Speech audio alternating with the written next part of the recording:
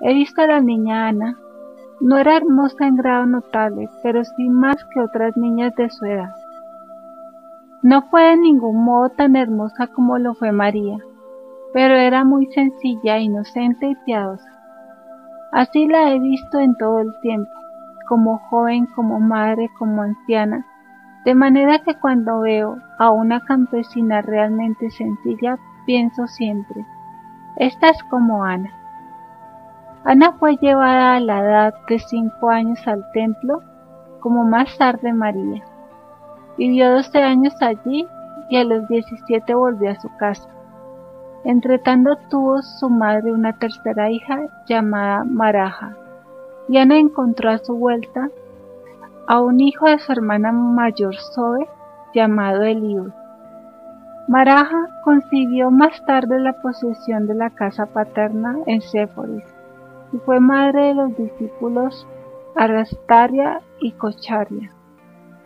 El joven Eliud fue más tarde marido segundo de la viuda de Naín, Maroní. Un año después enfermó Ismeria y murió. Desde el lecho de dolor hizo venir a su presencia a todos los de la casa, los exhortó y aconsejó y designó a Ana como ama de casa después de su muerte. Luego habló con Ana y le dijo que debía casarse, pues era un vaso de elección y de promesa.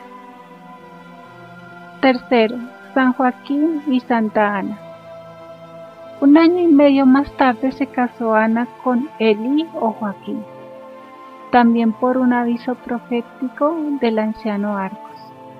Hubiera debido casar con un levita de la tribu de Aarón, como las demás de su tribu, pero por la razón dicha, casó con Joaquín, de la tribu de David, pues María debía ser de la tribu de David. Había tenido varios pretendientes y no conocía a Joaquín, pero lo prefirió a los demás por aviso de lo alto. Joaquín era pobre de bienes y era pariente de San José. El abuelo de José provenía de David a través de Salomón y se llamó Matán. Tuvo 2 hijos, José y Jacob. Este fue padre de San José. Cuando murió Matán, casó la viuda con un hombre llamado Leví, de la descendencia de David por Natán, y fue hijo de Leví. Matat, padre de Elí o Joaquín. Este Joaquín era pequeño de estatura, delgado, y San José aún en la edad madura era mucho más hermoso que Joaquín. Era en cambio Joaquín hombre de buena índole y de atrayentes maneras. Tenía como Ana algo de inexplicable en sí. Ambos eran perfectos israelitas y había en ellos algo que ellos mismos no conocían. Un ansia y un anhelo del Mesías y una notable seriedad en su porte. Pocas veces los he visto reír, aunque no eran melancólicos ni tristes. Tenían un carácter sosegado y callado. Siempre igual y aún en la edad temprana llevaban la madurez de los ancianos. Fueron unidos en matrimonio en un pequeño lugar donde había una pequeña escuela. Solo un sacerdote asistió al acto. Los casamientos eran entonces muy sencillos. Los pretendientes se mostraban en general apocados, se hablaban y no pensaban en otra cosa sino en que así debía ser. Decía la novia sí y quedaban los padres conformes. Decía en cambio no, teniendo sus razones y también quedaban los padres de acuerdo. Primeramente eran los padres quienes arreglaban el asunto. A esto seguíase la conversación en la sinagoga. Los sacerdotes rezaban en el lugar sagrado con los rollos de la ley y los parientes en el lugar acostumbrado. Los novios se hablaban en un lugar aparte sobre las condiciones y sus intenciones. Luego se presentaban a los padres. Estos hablaban con el sacerdote que salía a escucharlos, y a los pocos días se efectuaba el casamiento. Joaquín y Ana vivían junto a Eliud, el padre de Ana. Reinaba en su casa la estricta vida y costumbres de los esenios. La casa estaba en Séforis, aunque un tanto apartada, entre un grupo de casas, de las cuales era la más grande y notable. Allí vivieron unos 7 años. Los padres de Ana eran más bien ricos, tenían mucho ganado, hermosos tapices, notable menaje y siervos y siervas. No he visto que cultivasen campos, pero sí que llevaban el ganado al pastoreo. Eran muy piadosos y reservados, caritativos, sencillos y rectos. A menudo partían sus ganados en 3 partes. Daban una parte al templo, a donde los llevaban ellos mismos, y que eran recibidos por los encargados del templo. La otra parte la daban a los pobres o a los parientes necesitados, de los cuales he visto que había algunos allí que los arreaban a sus casas. La tercera parte la guardaban para sus necesidades. Vivían muy modestamente y daban con facilidad lo que se les pedía.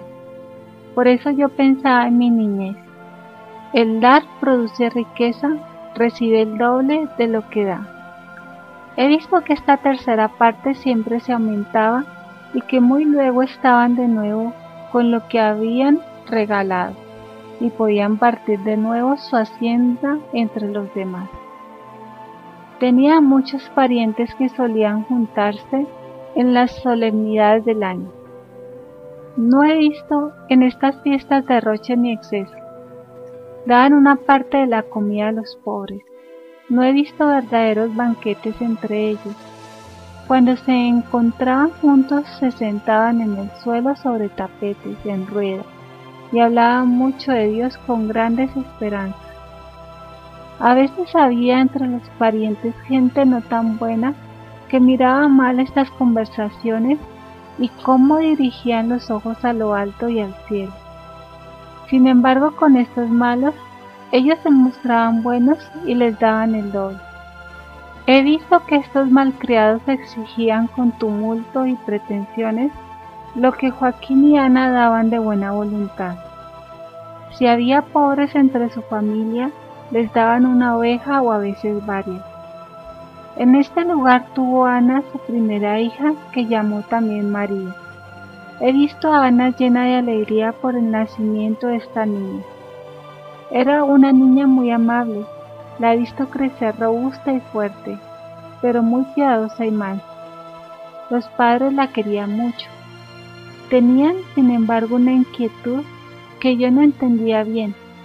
Les parecía que ella no era la niña prometida que debían esperar de su unión. Tenían pena y turbación como si hubiesen faltado en algo contra Dios. Hicieron larga penitencia, vivieron separados uno de otro y aumentaron sus obras de caridad. Así permanecieron en la casa de Eliud unos 7 años, lo que pude calcular en la edad de la primera niña, cuando determinaron separarse de sus padres y vivir en el retiro para empezar de nuevo su vida matrimonial y aumentar su piedad para conseguir la bendición de Dios. Tomaron esta resolución en casa de sus padres y Eliud les preparó las cosas necesarias para el viaje.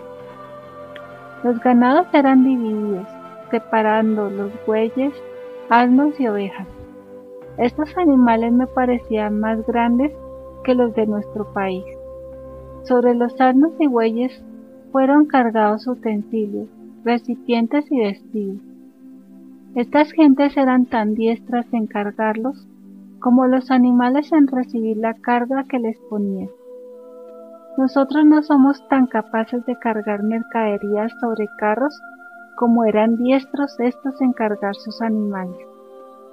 Tenían hermoso homenaje, todos sus utensilios eran mejores y más artísticos que los nuestros. Delicados jarrones de formas elegantes, sobre los cuales había lindos grabados, eran empaquetados, llenándolos con musgo y envueltos diestramente. Luego eran sujetados con una correa y colgados del lomo de los animales. Sobre las espaldas de los animales colocaban toda clase de pequetes con vestimentas de multicolores envoltorios, mantas y frazadas bordadas de oro. Eliud les dio a los que partían una bolsita con una masa pequeña y pesada, como si fuera un pedazo de metal precioso. Cuando todo estuvo en orden, acudieron siervos y siervas a reforzar la comitiva y arreaban los animales cargados delante de sí hacia la nueva vivienda, la cual se encontraba a 5 o 6 horas de camino. La casa estaba situada en una colina entre el valle de Nazaret y el de Zabulón. Una avenida de terebintos bordeaba el camino hasta el lugar. Delante de la casa había un patio cerrado, cuyo suelo estaba formado por una roca desnuda, rodeado por un muro de poca altura, hecho de peña viva. Detrás de este muro, por encima de él, había un seto vivo. En uno de los costados del patio había habitaciones de poca monta para hospedar pasajeros y guardar enseres. Había un cobertizo para encerrar el ganado y a las demás bestias de carga. Todo estaba rodeado de jardines y en medio de ellos, cerca de la casa, se levantaba un gran árbol de una especie rara. Sus ramas bajaban hasta la tierra, echaban raíces y así brotaban nuevos árboles formando una tupida vegetación. Cuando llegaron los viajeros a la casa encontraron todo arreglado y cada cosa en su lugar, pues habían los padres enviado a algunos antes con el encargo de preparar todo lo necesario. Los siervos y siervas habían desatado los paquetes, colocando cada cosa en su lugar con la misma habilidad y cuidado con que antes habían cargado los bultos. Eran tan inteligentes, diestros y cuidadosos, y lo hacían todo con tanta calma y ponderación, que no era necesario ordenarles nada, al contrario de lo que suele hacerse hoy día. Pronto quedó todo ordenado, y habiendo los padres dejado instalados a sus hijos en la nueva casa, se despidieron de Ana y Joaquín, con besos y bendiciones, y regresaron llevándose a la pequeña María, que debía permanecer con los abuelos. En todas estas visitas y en otras ocasiones nunca las he visto comer con exceso o despilfarro. Se colocaban en rueda teniendo cada uno sobre la alfombra 2 platitos y 2 recipientes. No hablaban generalmente en todo el tiempo sino de las cosas de Dios y de sus esperanzas en el Mesías. La puerta de la gran casa estaba en medio. Se entraba por ella a una especie de antesala que corría por todo lo ancho de la casa. A derecha e izquierda de la sala había pequeñas piezas separadas por biombos de juncos entretejidos, que se podían quitar o poner a su voluntad. En la sala se hacían las comidas más solemnes, como se hizo cuando María fue enviada al templo. Desde entonces comenzaron una vida completamente nueva, queriendo sacrificar a Dios todo su pasado y haciendo como si por primera vez estuviesen reunidos, se empeñaron desde ese instante, por medio de una vida agradable a Dios, en hacer descender sobre ellos la bendición, que era el único objeto de sus ardientes deseos. Los vi visitando sus rebaños y dividiéndolos en 3 partes, siguiendo la costumbre de sus padres, una para el templo, otra para los pobres y la tercera para ellos mismos. Al templo enviaban la mejor parte, los pobres recibían un buen tercio y la parte menos buena la reservaban para sí. Como la casa era amplia, vivían y dormían en pequeñas habitaciones separadas, donde era posible verlos a menudo en oración, cada uno por su lado con gran devoción y fervor. Los vi vivir así durante largo tiempo. Daban mucha limosna y cada vez que repartían sus bienes y sus rebaños, estos se multiplicaban de nuevo rápidamente. Vivían con modestia en medio de sacrificios y renunciamientos. Los he visto vestir ropas de penitencia cuando rezaban y varias veces vi a Joaquín mientras visitaba sus rebaños en lugares apartados, orar a Dios en la pradera.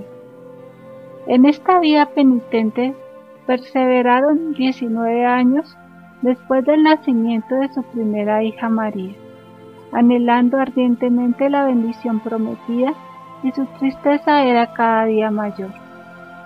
Pude ver también a algunos hombres perversos acercarse a ellos y ofenderlos, diciéndoles que debían ser muy malos para no poder tener hijos, que la niña devuelta a los padres de Ana no era suya, que Ana era estéril y que aquella niña era un engaño forjado por ella, que si así no fuera la tendrían a su lado, y otras muchas cosas más. Estas detracciones aumentaban el abatimiento de Joaquín y de Ana. Tenía ésta la firme convicción interior de que se acercaba el advenimiento del Mesías y que ella pertenecía a la familia dentro de la cual debía encarnarse el Redentor. Oraba pidiendo con ansia el cumplimiento de la promesa y seguía aspirando como Joaquín hacia una pureza de vida cada vez más perfecta. La vergüenza de su esterilidad la afligía profundamente, no pudiendo mostrarse en la sinagoga sin recibir ofensas.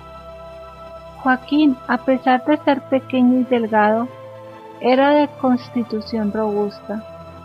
Ana tampoco era grande y su complexión delicada. La pena la consumía de tal manera que sus mejillas estaban descarnadas, aunque bastante subidas de color. De tanto en tanto conducían sus rebaños al templo o las casas de los pobres, para darles la parte que les correspondía en el reparto, disminuyendo cada vez más la parte que solían reservarse para sí mismos. Cuarto, la Santa e Inmaculada Concepción de María. Julio a agosto de 1820. Cuando Joaquín, que se encontraba de nuevo entre su ganado, quiso ir de nuevo al templo para ofrecer sacrificios, le envió a Ana palomas y otras aves en canastos y jaulas por medio de los siervos para que fuesen a llevárselas a la pradera. Joaquín tomó 2 asnos y los cargó con 3 animalitos pequeños, blancos y muy despiertos, de cuellos largos, corderos o cabritos encerrados en cestas. Llevaba él mismo una linterna sobre su cayado. Era una luz en una calabaza vacía. Lo vi con sus servidores y sus bestias de carga llegar a una hermosa pradera entre Betania y Jerusalén. Allí mismo vi más tarde a Jesús detenerse a menudo. Subieron al templo, guardando sus asnos en una posada, que estaba cerca del mercado, donde se hospedaron más tarde el día de la presentación de María. Llevaron sus ofrendas hasta los escalones más altos y pasaron, como lo hicieron más adelante, por las habitaciones de los servidores del templo. Allí se reunieron los siervos de Joaquín, después que les fueron tomadas las ofrendas. Entró Joaquín en la sala donde se hallaba la fuente llena de agua, en la cual eran lavadas las víctimas. Se dirigió por un largo corredor a otra sala a la izquierda del sitio donde estaba el altar de los perfumes, la mesa de los panes de la proposición y el candelabro de los 5 brazos. Se hallaban reunidas en aquel lugar varias personas que habían acudido para sacrificar. Joaquín tuvo que sufrir aquí una pena muy cruel. Vi a un sacerdote de nombre Rubén que despreció sus ofrendas, puesto que en lugar de colocarlas junto a las otras, en lugar aparente, detrás de las rejas, a la derecha de la sala, las puso completamente de lado. Ofendió públicamente al pobre Joaquín a causa de la esterilidad de su mujer y sin dejarlo acercarse, para mayor injuria, lo relegó a un rincón. Vi entonces a Joaquín lleno de tristeza abandonar el templo y, pasando por Betania, llegar a los alrededores de Maquero. Había allí una casa donde se reunían los esenios y entró en ella buscando consuelo y consejo. En esta misma casa y anteriormente en aquella que está cerca de Belén, vivió el profeta Manahén, que predijo a Herodes en su juventud que sería rey y cometería grandes crímenes. De allí se dirigió Joaquín al lugar más alejado de su rebaño, cerca de la montaña de Hermón. El camino que tomó pasaba por el desierto de Gadi, más allá del Jordán. Hermón es una montaña esbelta, toda verde y sembrada de hermosos árboles frutales por el lado del mediodía, en tanto que por el lado opuesto está siempre cubierta de nieve. Joaquín permaneció tan triste y avergonzado que, por algún tiempo, no dio aviso del sitio donde se encontraba. La aflicción de Ana fue extraordinaria cuando le refirieron lo que le había acontecido en el templo y al ver que no volvía. 5 meses permaneció Joaquín oculto en el monte Hermón. He visto su oración y sus angustias, cuando iba donde estaban sus rebaños y veía a sus corderitos, se ponía muy triste y se echaba en tierra cubriéndose el rostro. Los siervos le preguntaban por qué se mostraba tan afligido, pero él no les decía que estaba siempre pensando en la causa de su pena, la esterilidad de su mujer. También aquí dividía su ganado en 3 partes. Lo mejor lo enviaba al templo, la otra parte lo recibían los esenios y él se quedaba con la más inferior. También Ana tuvo que sufrir mucho por la desvergüenza de una criada que le reprochaba su esterilidad. Mucho tiempo la estuvo sufriendo hasta que la despachó de su casa. Había pedido esta ir a una fiesta a la cual, según la rigidez de los esenios, no se podía concurrir. Cuando Ana le negó permiso, ella le reprochó duramente esta negativa, diciendo que merecía ser estéril y verse abandonada de su marido, por ser tan mala y tan dura. Entonces despachó Ana a la criada y por medio de 2 servidores la envió a la casa de sus padres, llenándola antes con regalos y dones, rogándoles la recibiesen de nuevo, ya que no podía retenerla más consigo. Después de esto se retiró a su pieza y lloró amargamente.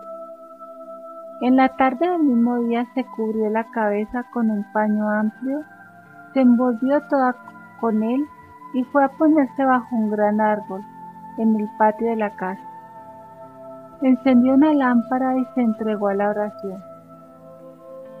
Este árbol enviaba sus ramas sobre el muro y se hundían en la tierra para brotar allí, echando renuevos que a su vez volvían a brotar hasta cubrir así grandes extensiones con su follaje. Las hojas son bastante grandes y creo que eran como aquellas con que se cubrieron Adán y Eva después del pecado. La forma de este árbol me recuerda la semejanza con el árbol de la fruta prohibida.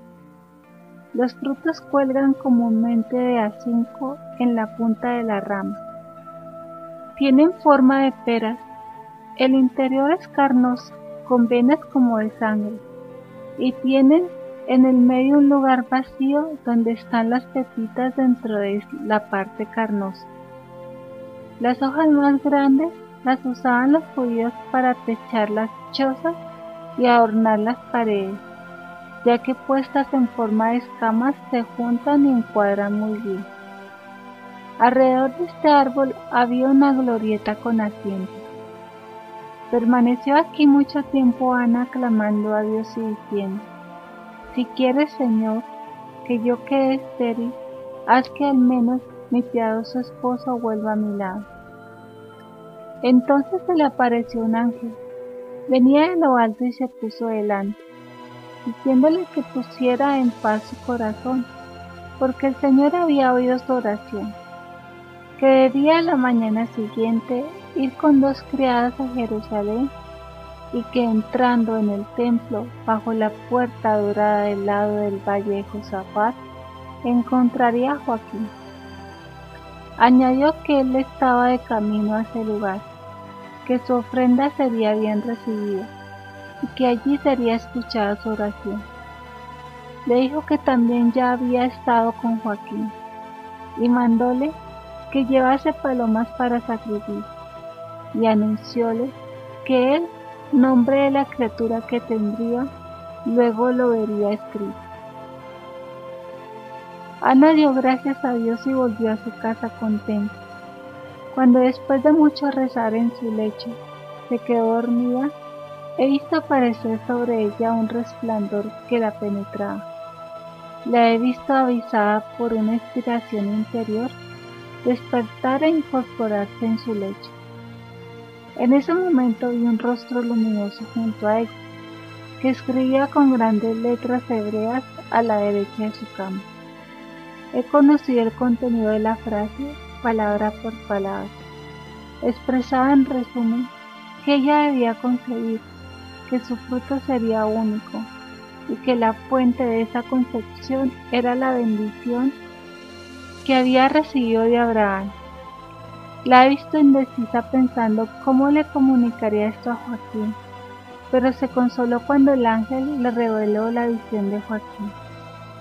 Tuve entonces la explicación de la Inmaculada Concepción de María y supe que en el Arca de la Alianza había estado oculto un sacramento de la Encarnación, de la Inmaculada Concepción, un misterio de la redención de la humanidad caída. He visto a Ana leer con admiración y temor las letras de oro y rojas brillantes de la Escritura, y su gozo fue tan grande que pareció rejuvenecer cuando se levantó para dirigirse a Jerusalén. He visto en el momento en que el ángel se acercó a ella un resplandor bajo el corazón de Ana, y allí un vaso iluminado. No puedo explicarlo de otro modo sino diciendo, había allí como una cuna, un tabernáculo cerrado, que ahora se abría para recibir algo santísimo. No puedo expresar cómo he visto esto maravillosamente. Lo vi como si fuera la cuna de toda la humanidad, renacida y redimida. Lo vi como un vaso sagrado abierto, al cual se le quita el velo. Reconocí esto con toda naturalidad. Ese conocimiento era a la vez natural y celestial. Ana tenía entonces, según creo, 43 años. Quinto, la visión de Joaquín. He visto la aparición del ángel a Joaquín. El ángel le mandó llevar las ofrendas al templo y le prometió que sería escuchada su oración. A pesar de que le dijo que fuera después a la puerta a orar en el templo, Joaquín sentíase temeroso de él, pero el ángel le dijo que los sacerdotes ya tenían aviso de su visita. Esto sucedía en tiempo de la fiesta de los tabernáculos. Joaquín había levantado su choza con ayuda de sus pastores. Al 4.º día de fiesta dirigióse a Jerusalén con numeroso ganado para el sacrificio y se alojó en el templo.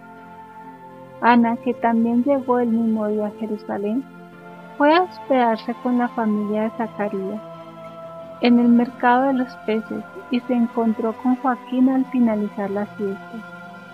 Cuando Joaquín llegó a la entrada del templo, le salieron al encuentro 2 sacerdotes que habían recibido un aviso sobrenatural. Joaquín llevaba 2 corderos y 3 cabritos. Su ofrenda fue recibida en el lugar acostumbrado, allí mismo degolladas y quemadas las víctimas. Una parte de este sacrificio, sin embargo, fue llevada a la derecha de la antesala y allí consumida. Inicio de la nota.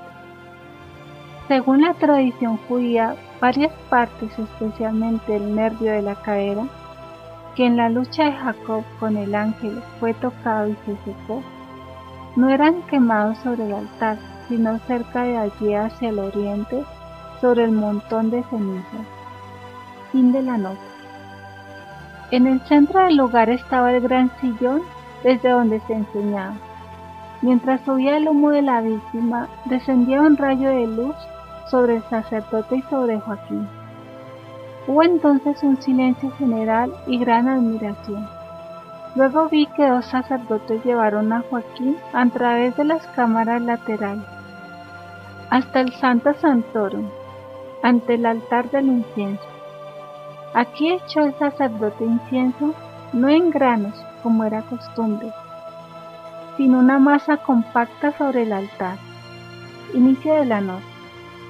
Era una mezcla de incienso, mirra, casia, nardo, azafrán, canela, sal fina y otros productos y pertenecía al sacrificio diario. Fin de la nota. Que se encendió. Joaquín quedó solo delante del altar del incienso porque los sacerdotes se alejaron. Vi a Joaquín hincado de rodillas con los brazos levantados mientras se consumía el incienso. Permaneció encerrado en el templo toda la noche, rezando con gran devoción. Estaba en éxtasis cuando se le acercó un rostro resplandeciente y le entregó un rollo que contenía letras luminosas. Eran los 3 nombres: Melía, Ana y Miriam. Inicio de la nota.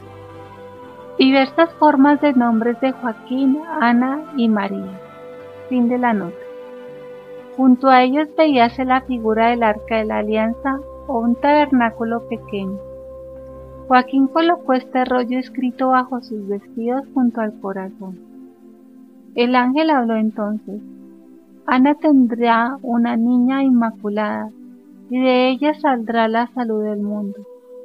No debe lamentar Ana su esterilidad, que no es para su deshonra sino para su gloria. Lo que tendrá Ana no será de él, Joaquín, sino que por medio de él será un fruto de Dios y la culminación de la bendición dada a Abraham. Joaquín no podía comprender esto y el ángel lo llevó detrás del cortinado, que estaba separado lo bastante para poder permanecer allí. Vi que el ángel ponía delante de los ojos de Joaquín una bola brillante como un espejo. Él debía soplar sobre ella y mirar. Yo pensé que el ángel le presentaba la bola según costumbre de nuestro país, donde en los casamientos se presenta una cabeza pintada para ser besada, dándosele 14 centavos al sacristán. Cuando Joaquín echó su aliento sobre la bola, aparecieron diversas figuras en ella, sin empañarse lo más mínimo. Joaquín observaba. Entendí que el ángel le decía que de esa manera Ana daría luz por medio de él sin ser empañada. El ángel tomó la bola y la levantó en alto, quedando suspendida. Dentro de ella pude ver, como por una abertura, una serie de cuadros conexos que se extendían desde la caída del hombre hasta su redención. Había allí todo un mundo, donde las cosas nacían unas de otras. Tuve conocimiento de todo, pero ya no puedo dar los detalles. En lo más alto hallábase la Santísima Trinidad. Más abajo, a un lado, el paraíso, Adán y Eva, el pecado original, la promesa de la redención, todas las figuras que la anunciaban de antemano: Noé, el diluvio, el arca, la bendición de Abraham, la transmisión de la bendición a su hijo Isaac y de este a Jacob. Luego, cuando le fue retirada a Jacob por el ángel con quien luchó, cómo pasó a José en el Egipto, cómo se mostró en él y en su mujer Asenat en un grado de más alta dignidad, y cómo el don sagrado donde reposaba la bendición era sacado de Egipto por Moisés con las reliquias de José y de Asenat, y se transformaba en el santo de los santos del Arca de la Alianza, la residencia de Dios vivo en medio de su pueblo. Vi el culto y la vida del pueblo de Dios en sus relaciones con este misterio, las disposiciones y las combinaciones para el desarrollo de la raza santa, del linaje de la Santísima Virgen, así como las figuras y los símbolos de María y del Salvador en la historia y en los profetas. y todo esto en cuadros simbólicos dentro de la esfera luminosa. Vi grandes ciudades, torres, palacios, tronos, puertas, jardines, flores, todas estas imágenes maravillosamente unidas entre sí por puentes de luz. Todo esto era embestido por fieras y otras temibles apariciones.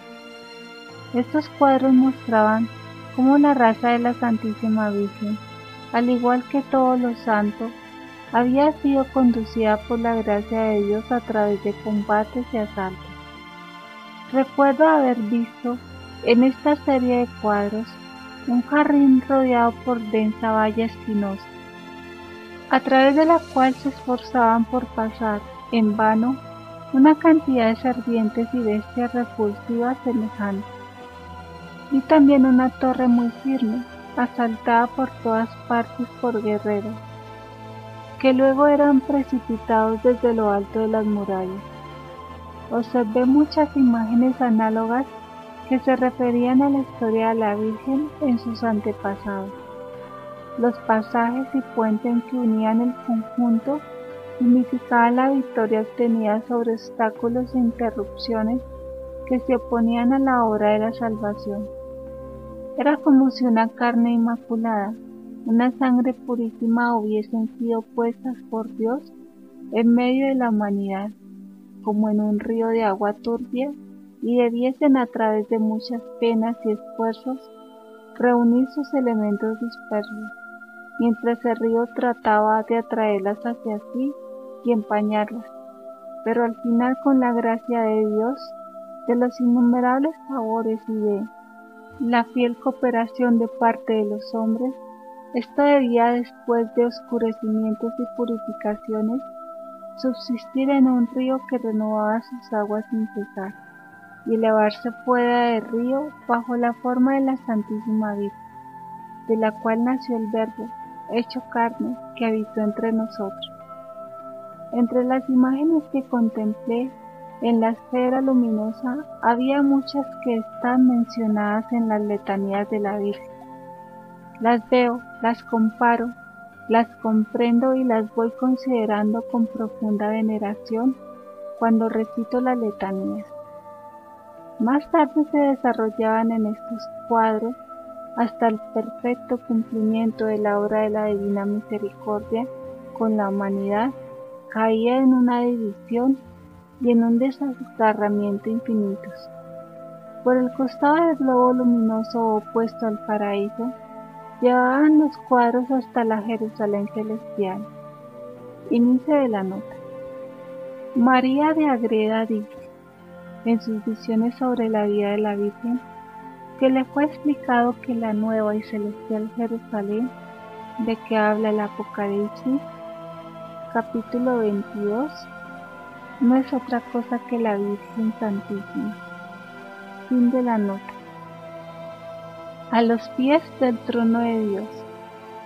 Cuando hube visto todo, desvanecióse el globo resplandeciente, que no era sino la misma sucesión de cuadros que partiendo de un punto volvían todos a él, luego de haber formado un círculo de luz.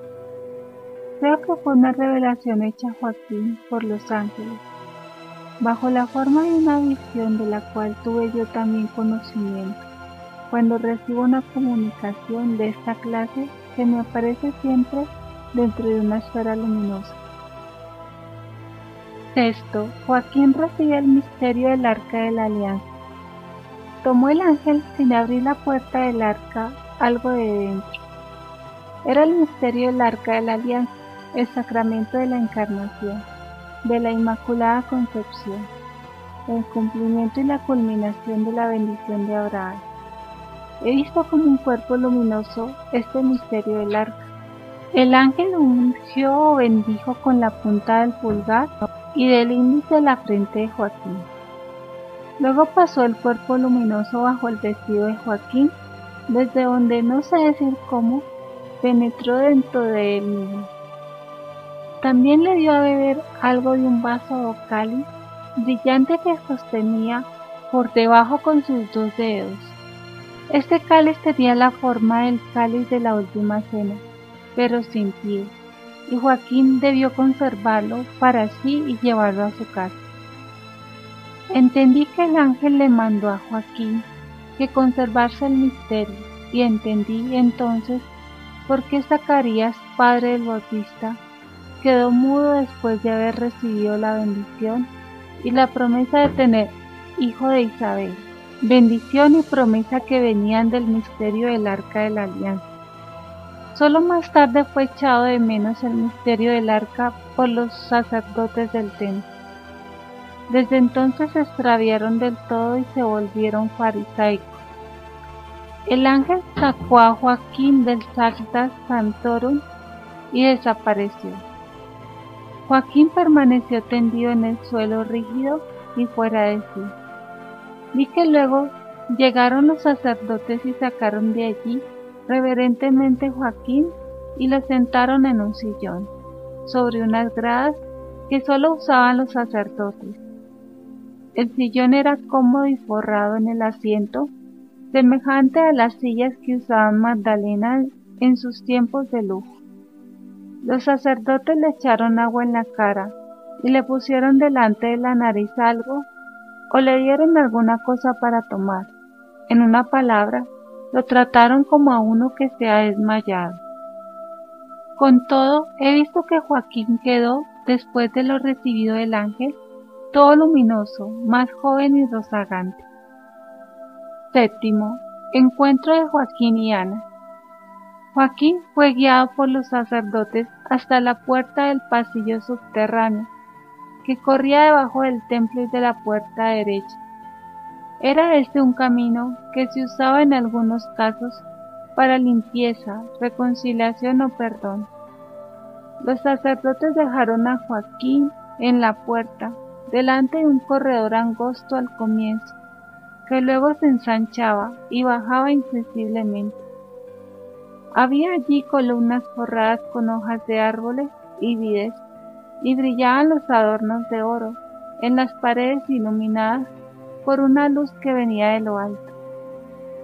Joaquín había andado una tercera parte del camino, cuando vino a su encuentro Ana, en el lugar del corredor, debajo de la puerta dorada, donde había una columna en forma de palmera con hojas caídas y frutos.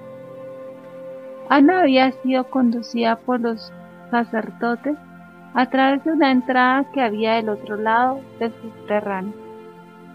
Ella les había dado con su criada las palomas para el sacrificio, en unos cestos que había abierto y presentado a los sacerdotes, conforme le había mandado el ángel. Había sido conducida hasta allí en compañía de otras mujeres, entre ellas la profetisa Ana. He visto que cuando se abrazaban Joaquín y Ana estaban en éxtasis, estaban rodeados de numerosos ángeles, que flotaban sobre ellos, sosteniendo una torre luminosa y recordando la torre de marfil, la torre de David y otros títulos de la letanía lauretana. Desapareció la torre entre Joaquín y Ana, ambos estaban llenos de gloria y resplandor. Al mismo tiempo el cielo se abrió sobre ellos y vi la alegría de los ángeles y de la Santísima Trinidad y la relación de todo esto con la concepción de María Santísima. Cuando se abrazaron, rodeados por el resplandor, entendí que era la concepción de María en ese instante y que María fue concebida como hubiera sido la concepción de todos sin el pecado original. Joaquín y Ana caminaban así, alabando a Dios hasta la salida. Llegaron a una arcada grande, como una capilla donde ardían lámparas, y salieron afuera. Aquí fueron recibidos por los sacerdotes, que los despidieron. El templo estaba abierto y adornado con hojas y frutos. El culto se realizaba bajo el cielo, al aire libre. En cierto lugar había 8 columnas aisladas adornadas con ramas. Joaquín y Ana llegaron a una salida abierta al borde extremo de la montaña del templo, frente al valle de Josafat. No era posible ir más lejos en esa dirección, pues el camino doblaba a derecha y a izquierda. Hicieron todavía una visita a un sacerdote y luego los vi con su gente dirigirse a su casa. Una vez llegado a Nazaret, Joaquín dio un banquete de regocijo, sirvió a muchos pobres y repartió grandes limosnas. Vi el júbilo y el fervor de los esposos y su agradecimiento a Dios, pensando en su misericordia hacia ellos. Observélos a menudo orando juntos, con los ojos bañados en lágrimas. Se me explicó en esta ocasión que los padres de la Santísima Virgen la engendraron en una pureza perfecta, por el efecto de la obediencia. Si no hubiera sido con el fin de obedecer a Dios, habrían guardado perpetua continencia. Comprendí al mismo tiempo cómo la pureza, la castidad, la reserva de los padres y su lucha contra el vicio impuro tiene incalculable influencia sobre la santidad de los hijos engendrados. En general, siempre vi en la incontinencia y en el exceso la raíz del desorden y del pecado. Vi también que mucha gente se congratulaba con Joaquín por haber sido recibida su ofrenda en el templo. Después de 4 meses y medio, menos 3 días de haber concebido a Ana bajo la puerta dorada, he visto formarse el alma de María por la Santísima Trinidad. Vi un movimiento en la Trinidad y penetrar algo como un monte resplandeciente y con todo un rostro de hombre. Vi subir algo de la parte media hacia la boca y salir de la boca un resplandor. Este resplandor estaba fuera del rostro de Dios y tomó forma de persona, o mejor, fue formada así. Mientras tomaba esta forma de persona, vi que era hecha tan hermosa por voluntad de Dios. Vi cómo Dios mostraba a los ángeles la belleza de esa alma, y cómo ellos sintieron por ello inexplicable alegría. Después vi reunirse esta alma con el cuerpo de María en el seno de Ana. Ana estaba tendida en su lecho. Vi un resplandor sobre ella y un rayo de luz descender hacia la parte media de su costado. Este resplandor en forma de pequeña figura de persona entró en Santa Ana. En ese momento se incorporó Ana, rodeada de luz, transfigurada, como si estuviera fuera de sí. Vio en el resplandor una luminosa Virgen, como un tabernáculo de donde salía toda salud para la humanidad. He visto también en ese momento cómo María se movió por primera vez dentro del seno materno. Ana se levantó al punto y le comunicó todo a Joaquín. Luego salió a rezar bajo aquel árbol debajo del cual le había sido anunciada la concepción inmaculada. Entendí también que el alma de María se unió al cuerpo 5 días antes del tiempo en que pasa con los demás niños, y que asimismo nació 12 días antes del término común que los demás hombres.